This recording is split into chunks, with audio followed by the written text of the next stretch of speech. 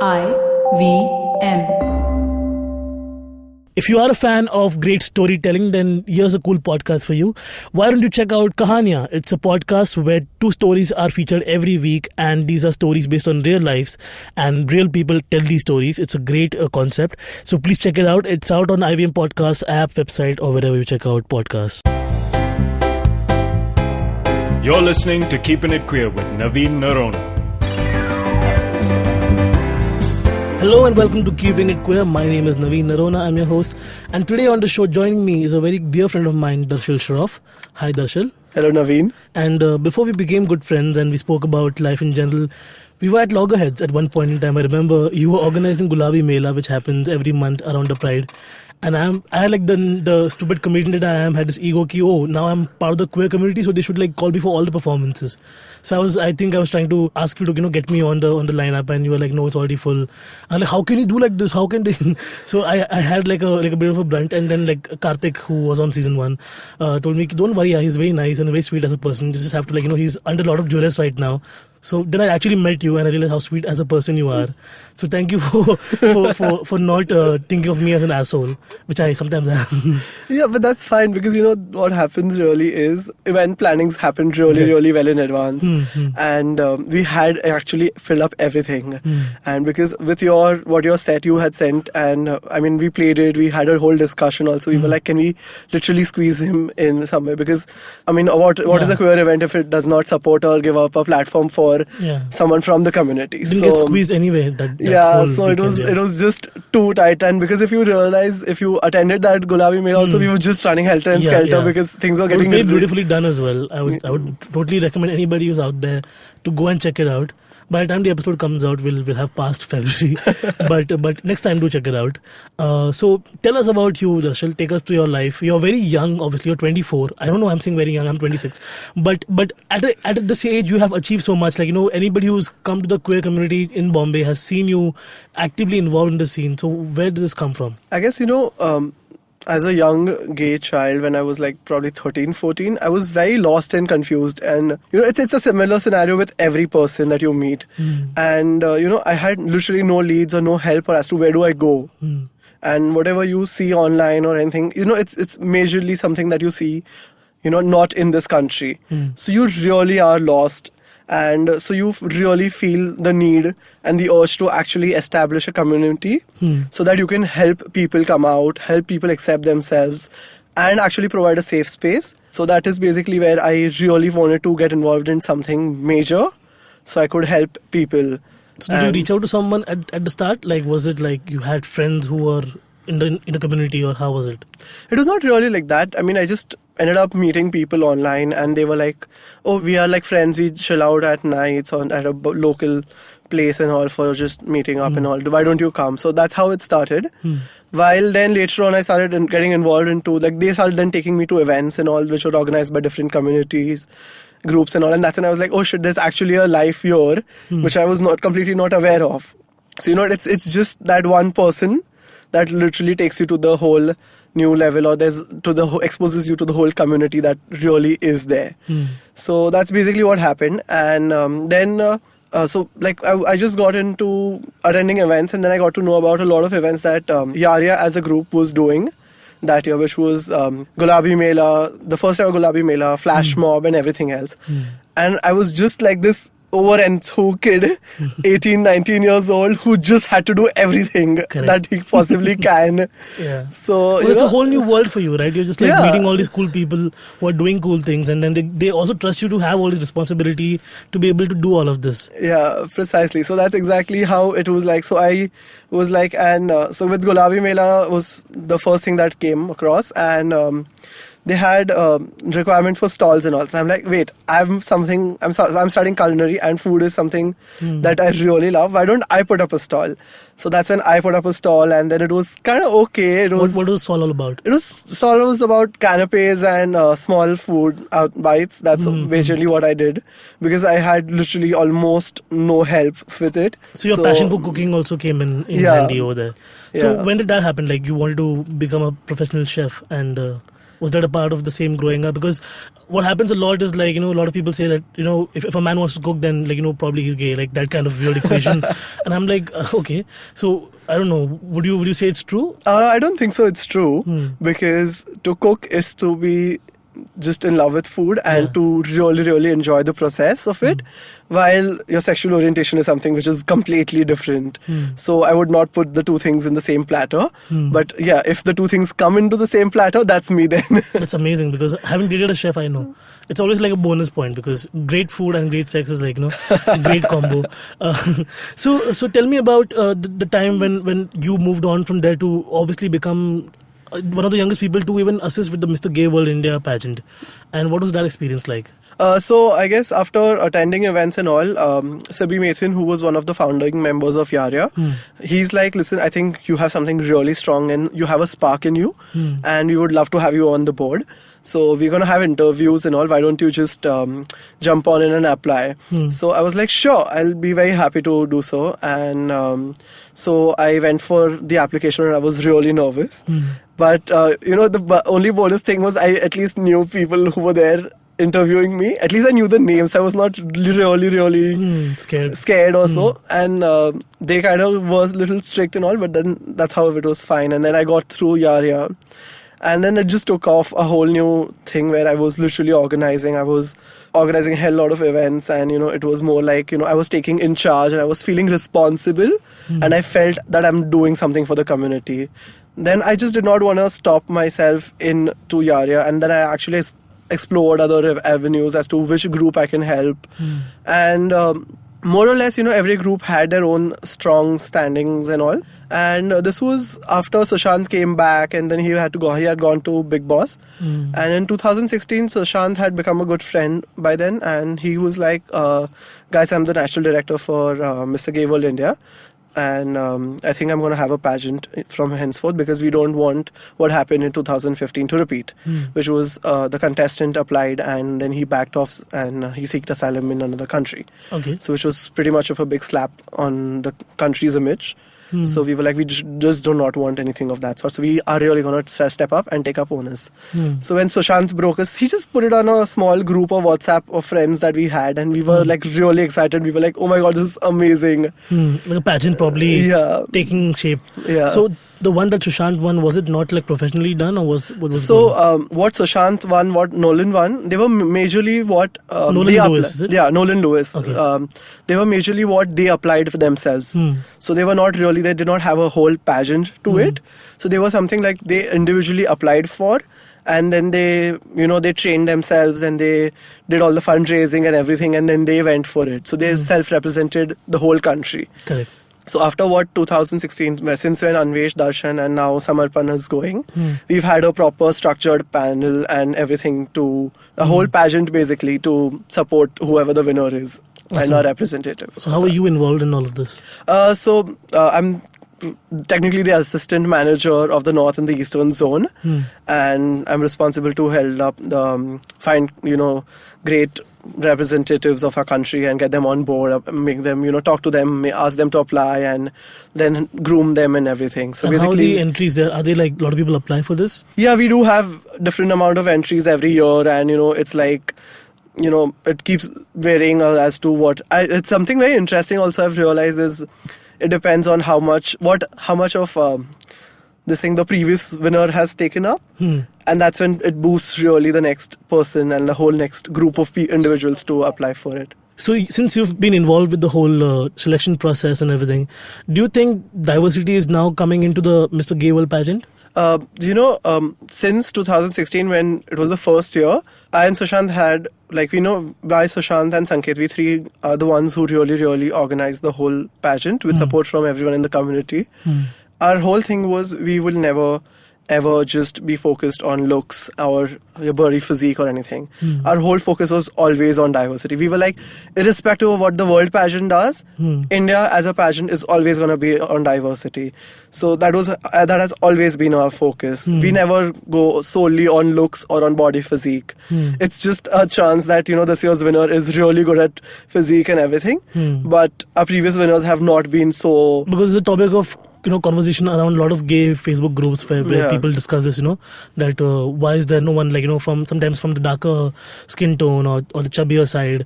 So obviously, as you said, you're trying to reach that point of discussion in the future where more people from more diverse backgrounds can participate. Obviously, it's just a matter of time. We just have to pace ourselves Yeah. to it. So then you moved to Australia, Yeah. which was surprising for me because I thought you were very involved with the community and must have been very difficult for you also to say bye Yeah. to what you've helped build in a way. Yeah, it was really, really heartbreaking to leave everything that I had because, and especially my first month or two in Australia was like, what do I do? Like every week whenever I had day offs or no college or anything, I literally had nothing to do because I was like, I've been so involved because I used to, juggle my life, my work and everything back home, and suddenly my whole social life, everything is gone. I don't have events to, organize. I don't have all that planning to do or nothing at all. So, there was literally nothing that I had. So it was very difficult in the beginning. But so what did you miss more, your family or the gay family? I guess both. And I would really say that I do miss my gay family like a little more because, they have always been there for me types. Yeah, and I'm so glad, like, even in the small time you're here, you wanted to do this podcast and you reached out to me. That's so amazing. We'll take a small break now, Darshil, and we'll come back and we'll discuss your life in Australia and how it's been in the past year. We're keeping it queer. Darshil and I will see you on the other side.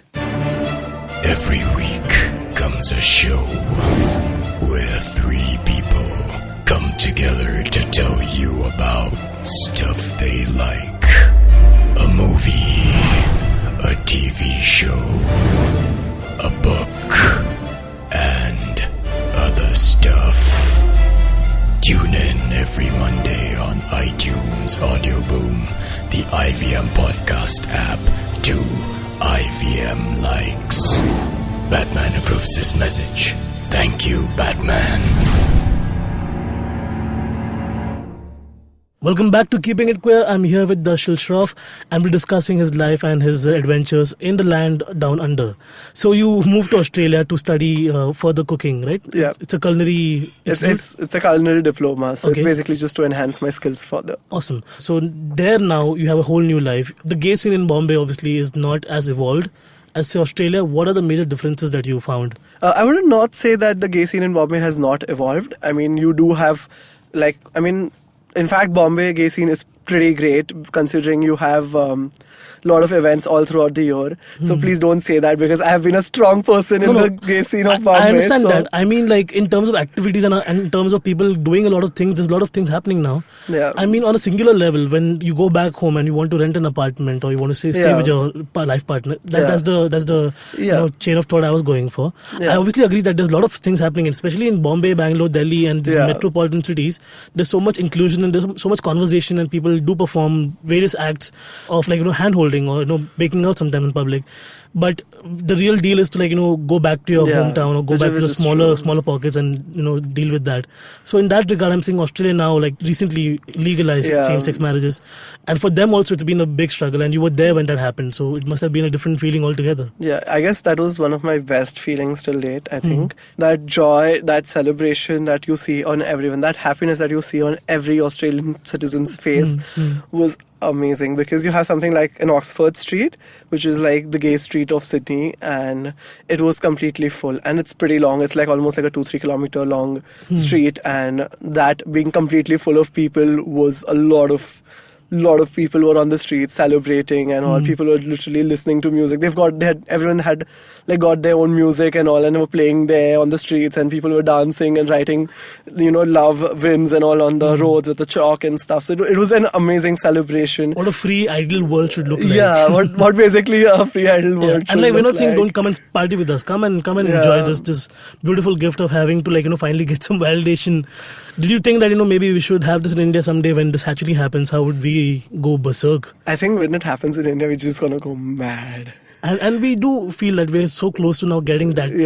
Not even maybe the same-sex marriage thing is somewhere down the line, but at least that the fact that we can exist and make love as a group, not as a group, but singularly in our own beds. Government, if you're listening, I didn't say that. But before the show, we discussed a little bit about how the openness to trying out something new when it comes to sex in a country like Australia is much different than in India. So do you think that's a fair argument to make? Which it totally is, because in Australia, if you go to see, there are saunas and there are spas and there are all sort of play areas and all, which literally provide sex. These are basically called sex on premises venues, and they literally exist out in open. It's not that they're hiding or something. You'll find details of them online, and if you go look at these gay travel magazines, and they'll be like the places to visit to and all. So Correct. It's not that, so it's easier there. While but then that also is, people will argue that this is not Indian culture, and they will be like, oh, we should not have something like that here. Hey, but if you're living in Bombay, it's pretty much a permanent sauna, right? So Yeah. when you're sweating, in a local train, that's a part of that. Like That's it's part of publicly a known. sauna. That's a sauna right there. That's a sauna there only. And then activities there should be just called the same thing. Yeah, it's open safe sex premises, which are also traveling at the same time. It's like multi-purpose. It's Isn't way it? too multi-purpose. So also with regards to fetish, right? Like men over here sometimes do cringe a little more when it comes to trying out something new. Yeah, so with regards to fetish, I would say fetish is something that has been very interesting to me as a thing, because it's... Let's just define fetish first for our listeners. Fetish for a common person would be something which is non-conventional, which would not include your normal behaviors in sex, but can range through anything. You can be fetish towards certain aspects, where you can be something into submission or a domination, while you can be just fetish towards a certain fabric, which is like probably you can have a fetish towards someone's underwears or just leather or whatever. Fuck man, leather's amazing. So, it's very, very vast of a term to be really defined as such. But it's something which is non-conventional is what you would put everything Basically in. something that everybody Googles for their porn, but doesn't want to try it in real Doesn't life. want to try it He out little and gone for jai. He actually went and tried something. Like I always had this feeling that I should go to the Pride once, just like in leather shorts and a harness, and just like walk on the streets. I think you should. I really think you should. Put me in jail so fast. I don't think so. It will put you in jail, to be very honest. I mean, I don't think so. I mean, I guess what you should do for Mumbai Pride and with laws with public indecency, I think what you should do is just wear leather shorts, a t-shirt and a harness. Okay. But you have a representation. That is what will start the talk in this community. And that's what I strongly believe in. I'm unfortunately not there for Pride this year, but if I was, I would have done that. Awesome. We'll totally lead that movement. Not this year, the next year at least. Like when we're here, we're doing this. And hopefully by then they won't have the t-shirt law. So we'll go skinny dipping after that.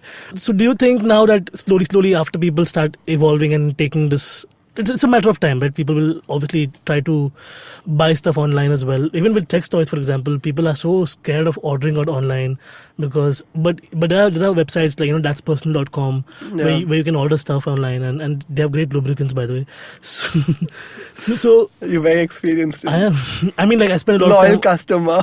It's more online. See, I'm talking about porn and websites. That's all my life. I don't know why I even buy lube. It's just like it makes great for like when your bottle is jammed or you need to there are purposes. Yeah. So now, do you see yourself settling down over there, or like do you want to come back and again help the cause move forward here? I've always been in two minds with this particularly because I really, really keep the cause dear to me and. It is something that I would really, really want to help towards. But I think with the exposure and the ability that I can get there, with the culinary advancement that is happening all over the world, I would prefer to be there and still help as much as I can back home. So yeah, I mean, I would really want to. I'll probably stay there and help the community as much as I can, like how I just came down and I organized the whole pageant in the 5 days that I have been here.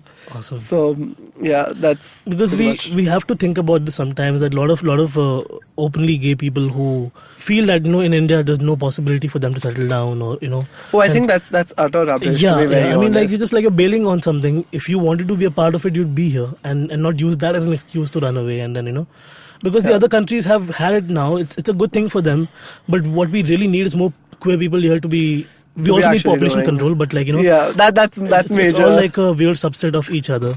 Yeah. So I mean, to be very honest, if really It's just that something I've been very interested in, to actually go around different places in the world and actually go to places where literally the local things are made. That's what really interests me, and that's why I would want to explore. But if this was not my profession and this was not my interest, I would pretty much be still here and leading the thing about getting the laws changed in this country, because that's something which is very important. And I would really think that for anyone who's out there who thinks that, this country is not going to move forward, no, don't think so. We are really, really near to getting the laws changed. Keep your hopes high, and you really, really can get things changed and people's mindsets changed. So you should not lose hope just for the fact that the country has criminalized the act, because there are so many more countries where people, where homosexuality is a criminal offense, but people do not just want to walk away and leave, because that's where you call home. So, this is home, and it does not make sense to just walk up and leave. I mean, travel by all means. Go travel. See the men and women outside and learn a few tricks from them, and come back to India and then teach those tricks to other people. Isn't that amazing? Everybody's happy in bed. If everybody has a good time in bed, everybody's happy. That's how you change the world, guys, by having great sex. So thank you, Darshil, so much for talking to us. Is there a boyfriend in Australia or something? No. Nothing's happening? Nothing's happening. Okay. I'm too career focused, that's the thing. You young people, man. And that's it for us on Keeping It Queer. Thank you so much for joining us, Darshil, once again, and we'll see you on the other side. Thank you. Don't go anywhere. The Keeping It Queer podcast will be back with the Culture Vulture segment featuring Farhad right after this break.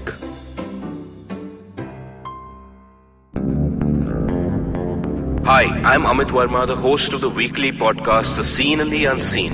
In my show, I examine the seen effects and the unintended consequences of public policy and private action. I show how policies meant to help the poor often end up hurting the poor. I've done episodes so far on demonetization, GST, surgical strikes, immigration and MRP. And I will continue my forensic assault on the truth in the weeks to come.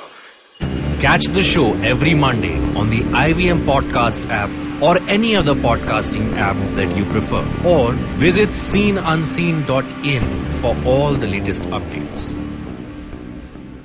Welcome back to Keeping It Queer. I'm here with Farhad for the Culture Vulture segment on Keeping It Queer. Hello. Hello, Farhad. Your voice sounds extra grovelly today. What happened last night? I don't know. I just spent a lot of time on Grindr and did nothing about it. So I just deleted my Grindr. I was finally sick of it. Shut up. I saw you yesterday. No. Yeah. Aren't you a nerd cub? I am nerd cub. Yeah. I think I saw Not you anymore. yesterday. He's lying. What are you saying? He's lying. I actually went and deleted the whole thing. It's not on my phone anymore. Yeah. How does that make you feel? I feel happier because that compulsion to not check my phone every 5 seconds is gone. Yeah, but then when I feel that I delete a Facebook or because I can't imagine deleting my Facebook. There's so much there. I totally deleted Facebook off my phone. It feels like taking a huge shit. But that's my default go-to app in general, and now I'm so invested in all these groups in general, Yeah. So, no, I mean on Facebook groups, not otherwise. Yeah. No, I made Facebook just a desktop thing from now on. I don't want it on my phone. But Grindr, man, it really takes a toll on you sometimes. It's because... Sometimes. Because I just end up attracting these weirdos with no profile pictures or names. Okay. Sometimes those are gold, huh? The ones who don't have a picture. Weirdly enough, sometimes it does. You have to really coax them and ask them to send a picture, and then sometimes, you're cute.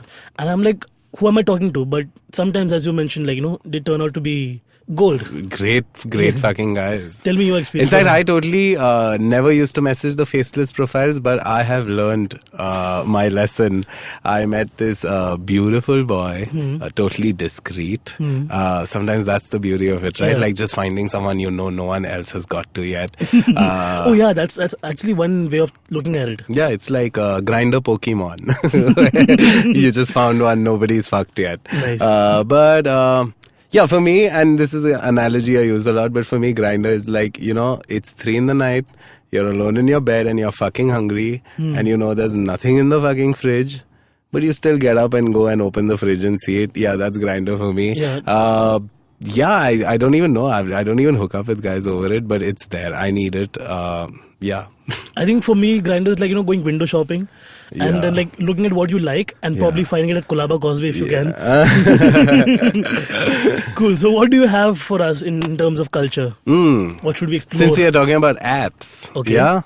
I will recommend a few apps that are sort of cool, have helped me get laid a lot, and also just generally are great pages for LGBTQ. I'm glad that's a secondary thing right now. Yeah, but there's Bro. Have you heard of Bro? No, I Okay. Again, like my limitation is Grindr, and then like the two for chubby dudes in general. Okay. I'll Which tell is you what? those. Scruff. No, Scruff is now, again, like twinks have come and started polluting there as well. Just because you have a beard doesn't make you a bear. Fuck off.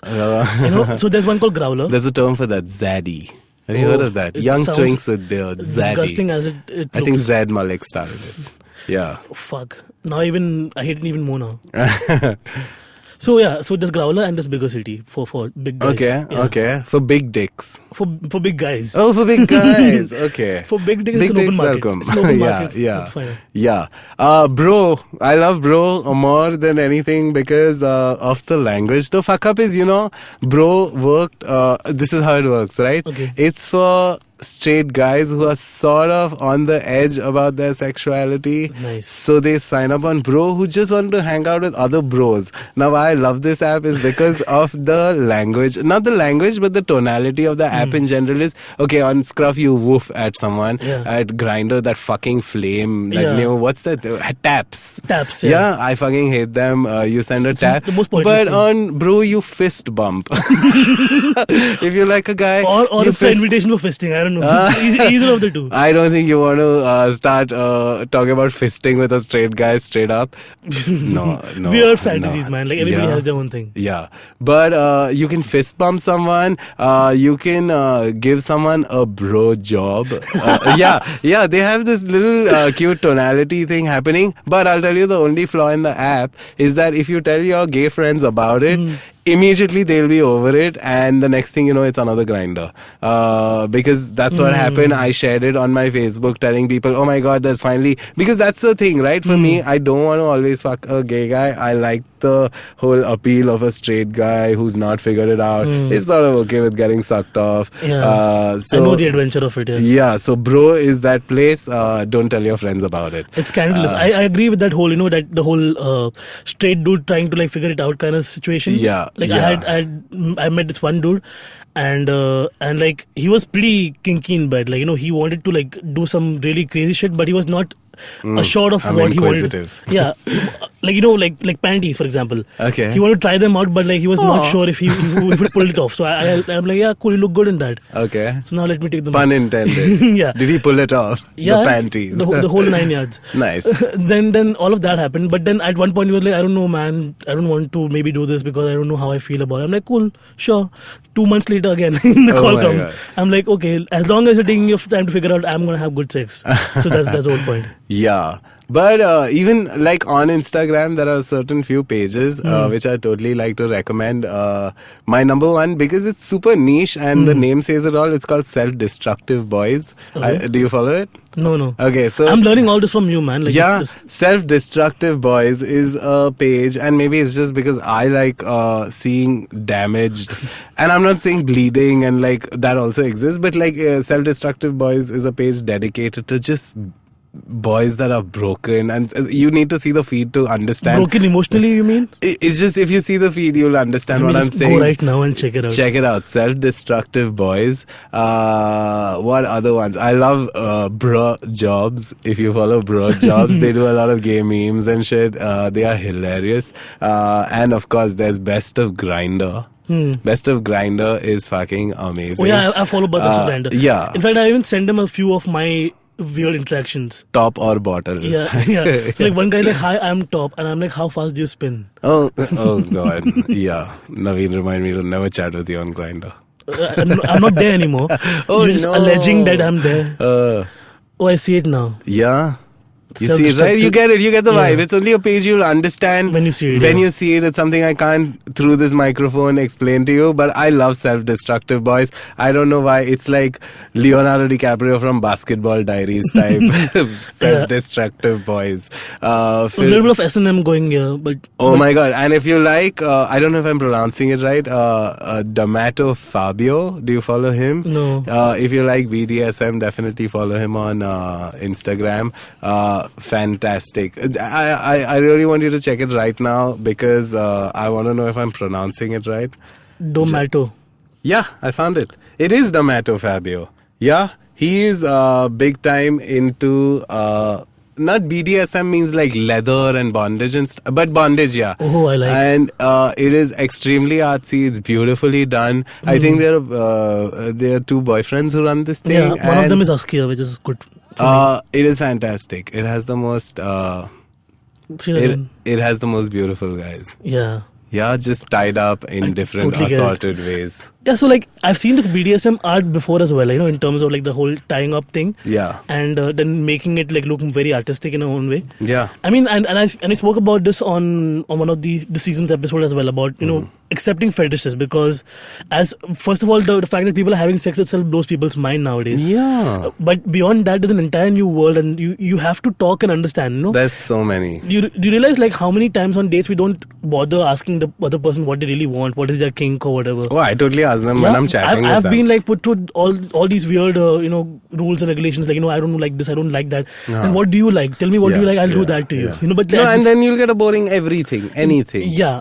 Yeah, I feel like it's a little cynical of me. No, that's true. I straight up jugular. I ask them, tell me something you wouldn't tell someone because I'm that guy. You need to tell me what is it that you... And then there's no judgment, obviously. And then you just find out, for me, it's the smaller kinks that are a little weird. Precisely. I'll tell you, like frottage. Have you heard of frottage? Yeah. Yeah, where you... Define it for the listeners. Oh my God, wear your seatbelts, kids. But basically, I have a friend who, not a friend, a fuck buddy, but he basically likes to take his foreskin and my foreskin and like sort of put overlap it and then masturbate, and that actually has a word now, it's called frottage. Frotting. It is so random, and when... Okay, I'll do it for him, right? Because, it's his thing. I'm all vested in him. So I'm like, yeah, sure, let's do it. But when we're doing it, I see his face and he derives so much fucking joy out of it. I have another guy who just loves to, for him, his biggest turn on is... Oh shit! Should I say it? What have you already said? That's not like. He loves sitting on my nose, and by sitting I mean he wants my nose up his butt. And as weird as that might sound, again I can't see his face when he's doing it, but I just know it drives him over the fucking edge. So I have utmost respect for all kinds of fetishes. Precisely. And people keep saying, I want to sit on your face, then this guy's actually doing it. Yeah, but then you usually end up eating them out. You know what I mean? This is not an eating out. He literally does not. I try to go, I remove my nose and I try to stick my tongue. He's saying, no, keep your tongue, keep your nose in there. Keep your nose in there. Okay. So, I am all for and I love it. Because I feel like that's actually opening up to me when you can tell. How many times do you think he walks around telling people, hey, I like noses up my butt? You know what I mean? I really have utmost respect for people who just put their fetishes. He doesn't want anybody else to be nosy around his business, right? So a lot to learn from your life, Farhad. All the young kids out there, take your time to discover your fetishes. Don't just go around putting your nose in people's butts. It could be anything. But until then, this is the Culture Vulture segment on Keeping It Queer. Thank you so much, Farhad, for joining us. You are very welcome. Once again. And we'll leave now and download some apps. All right. Bye. Thank you so much. Bye.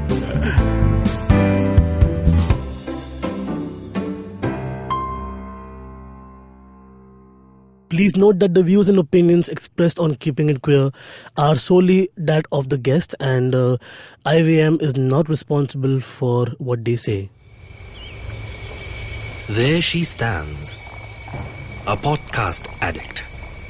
Outside the bank, having travelled several miles to get in with other poor souls like her. The journey, though daunting for this youngling, will have some comfort because she has downloaded her favourite podcast. You can see more of her species on ivmpodcasts.com, your one-stop destination where you can check out the coolest Indian podcasts. Happy listening.